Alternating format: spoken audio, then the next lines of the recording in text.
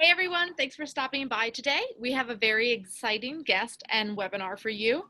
You're about to learn how to identify the mindsets that inhibit creativity, learn about the benchmarking curse, which is the tendency to adopt copycat strategies when studying rivals, and how to shed the naysayer mindset. Our guest host is the director of the Center for Program Innovation at Bryant University, and he served for 6 years on the faculty at Harvard Business School.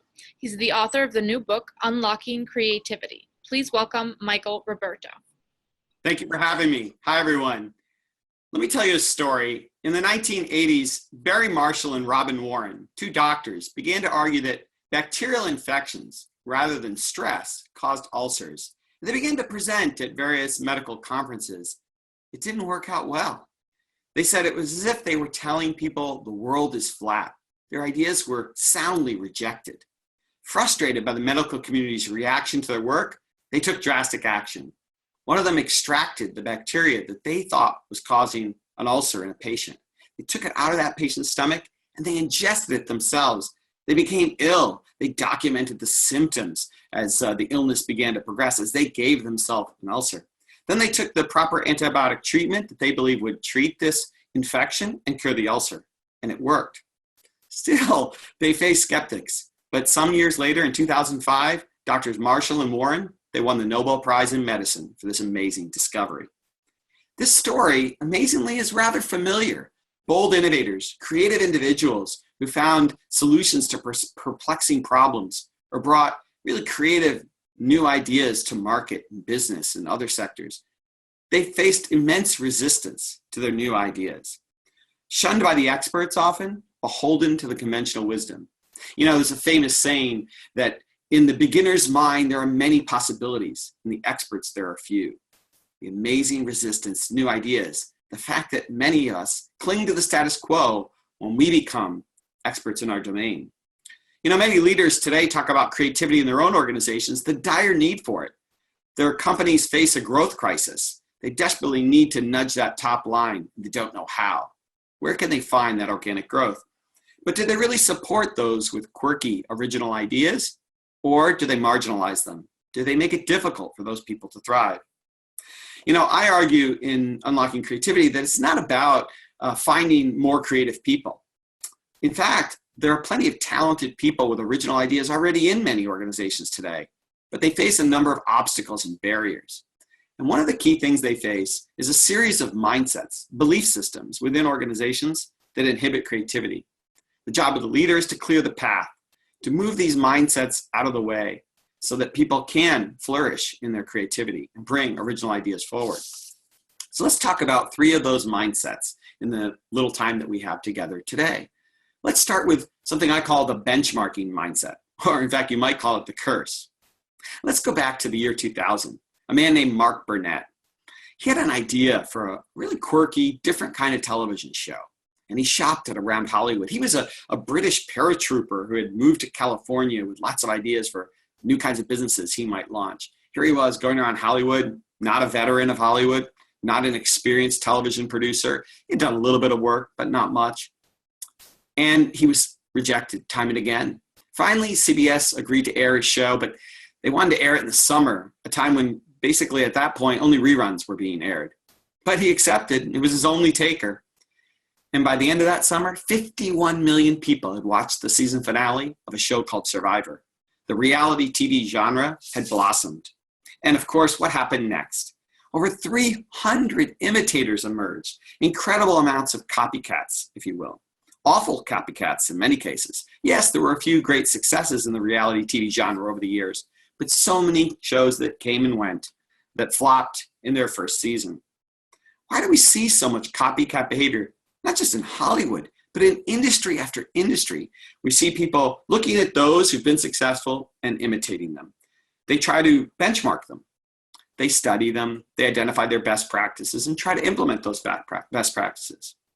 See, benchmarking should lead to learning from the best, taking those ideas, adapting them and making them your own.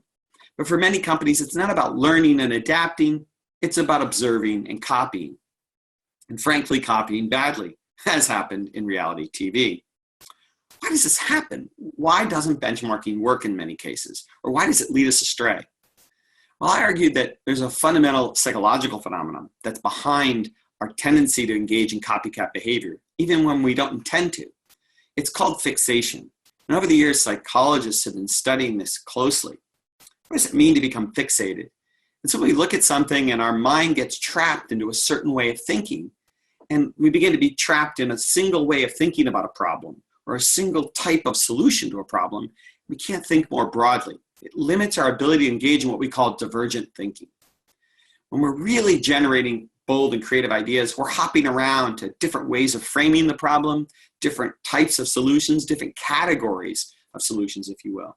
Fixation's when we quickly converge on one way of looking at the problem. Well, people have studied this, and amazingly, they've looked at it with regard to engineers and designers of new products. They've done some experiments. For instance, in one case, they asked people to design something like a bike rack for an automobile. And some engineers were given a blank sheet of paper. Others were told to study previous designs for bike racks. And then they measured the creativity of the designs these engineers developed. And perhaps unsurprisingly, now that I've talked about fixation, you can guess what happened. The people who looked at the prior designs, they tended to mimic what they saw. Elements of those old designs crept into their engineering drawings. The people with the blank slate, they were far more creative, as measured by outside expert judges. But what happens if we were studying something and we explicitly knew that that wasn't best practice, that there were flaws in a prior design? Well, some studies looked at this as well. They said, okay, here's a challenge, design a new spill-proof disposable coffee cup. But you've got to look here. This is a previous design. It's not so great. Here's some flaws. You might want to avoid these kind of flaws. Others, again, blank slate of paper. What happens? Even when they're showed the design and told it's a flawed design, even when they're told to avoid specific flaws in that design, people engage in fixation. Still, elements of the old drawings crept into the new drawings by these engineers. Fixation took place. So how do we overcome fixation? How do we study and learn from others, but find our own path and unleash creativity? Well, there are a number of ideas that I could discuss on this, but let me just share two. The first is I think it's so important that we learn not just from our direct competitors, but that we go outside of our industry, outside of our technical domain, outside of our field of study to learn. We should read broadly, think broadly, study and travel broadly. And I think it's important to do that because when we go out of our own context, we're forced to learn and adapt. It's almost impossible to copy because the context is so different.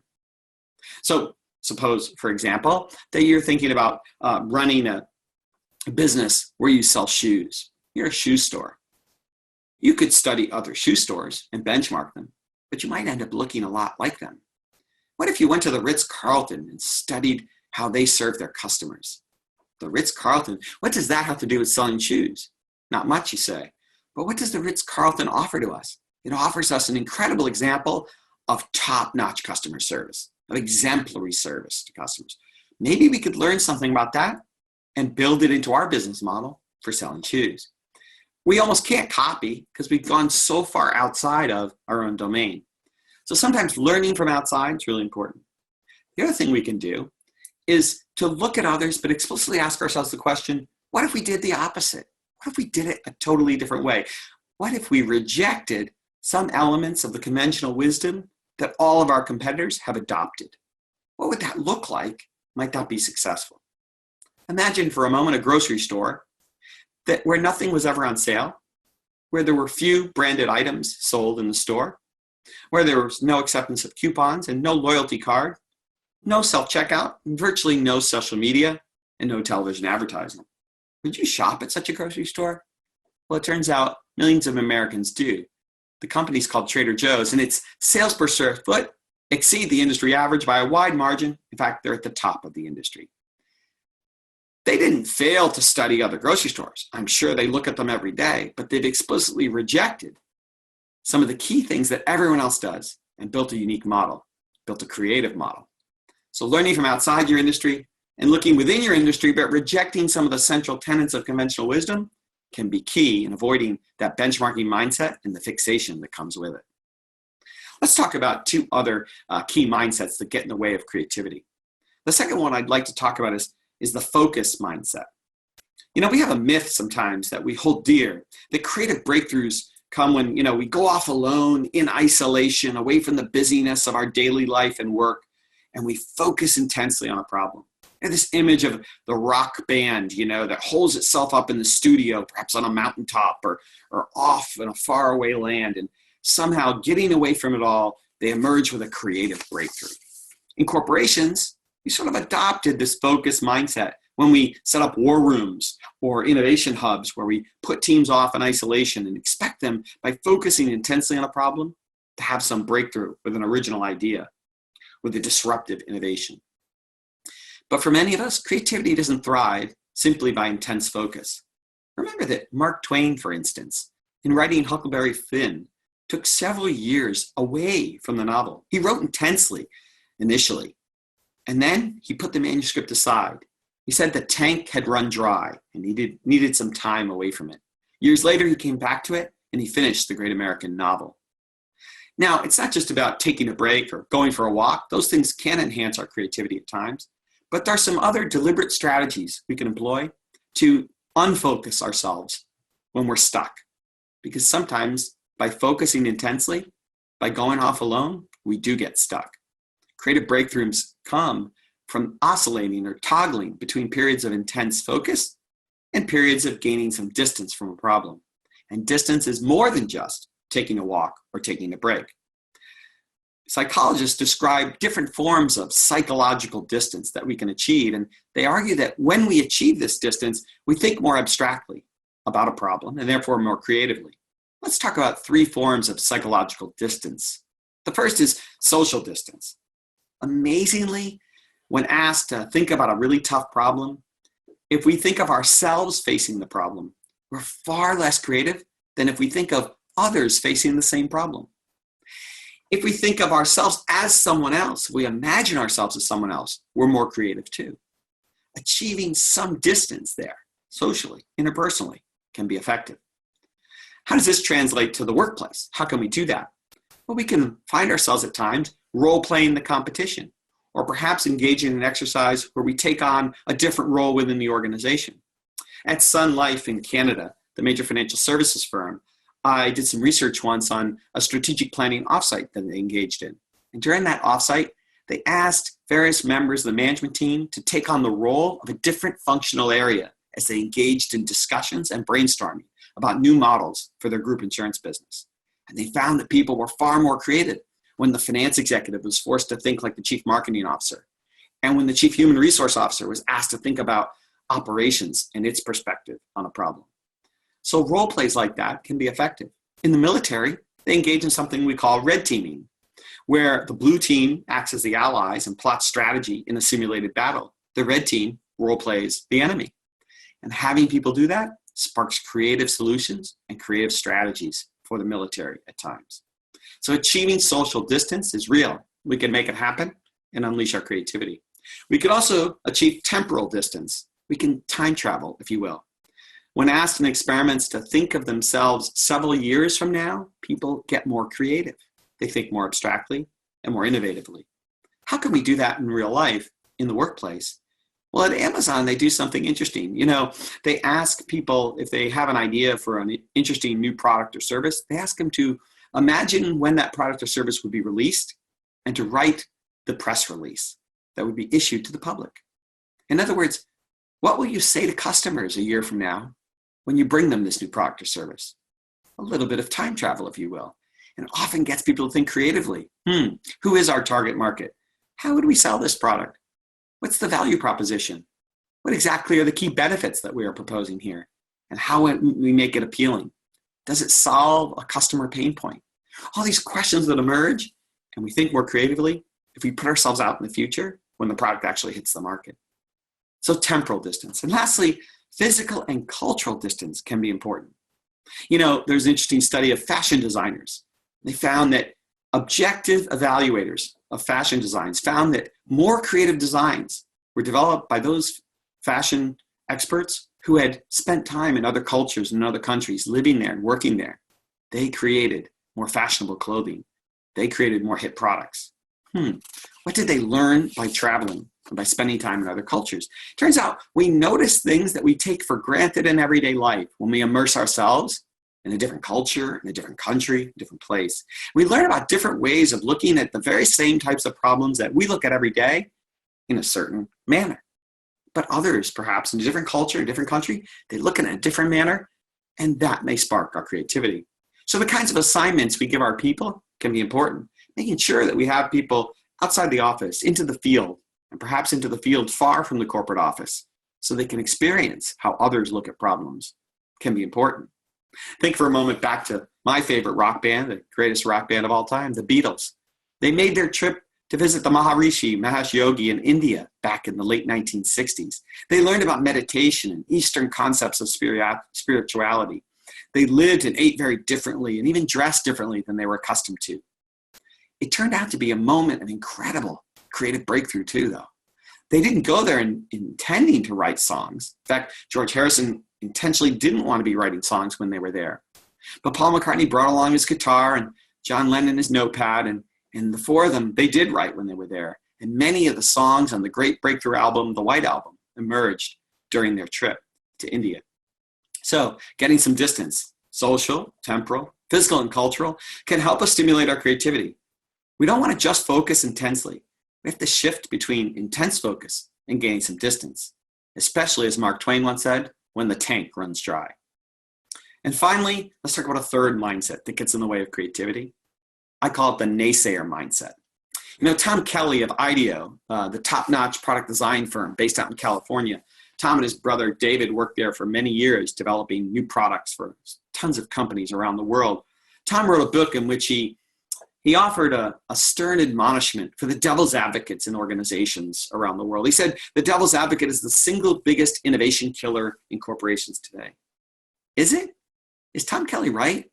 Because my research suggests that having people play the devil's advocate can stimulate creativity and actually enhance the quality of decisions we make. It's not just my research, but decades of research in management shows that there can be great benefits to having people play the devil's advocate. It helps if someone authentically is the devil's advocate and really believes it. But in the absence of constructive debate, sometimes it helps to have leaders assign people to play the role of devil's advocate. But Tom Kelly has a point. In many of the corporations that I work with and where I've done research and consulted, I've seen the devil's advocate run amok. I've seen contrarians become really dysfunctional. I've seen the naysayer mindset tear down good ideas and nip great ideas in the bud before they ever get off the ground. So how do we overcome the naysayer mindset? How do we utilize the benefits of the devil's advocate without ending up with contrarians who are constantly saying no? A situation where everyone's constantly saying no and no one's ever saying yes. Well, I think it's about who plays the devil's advocate, when they play that role, and how they play that role. It's not a yes or no question.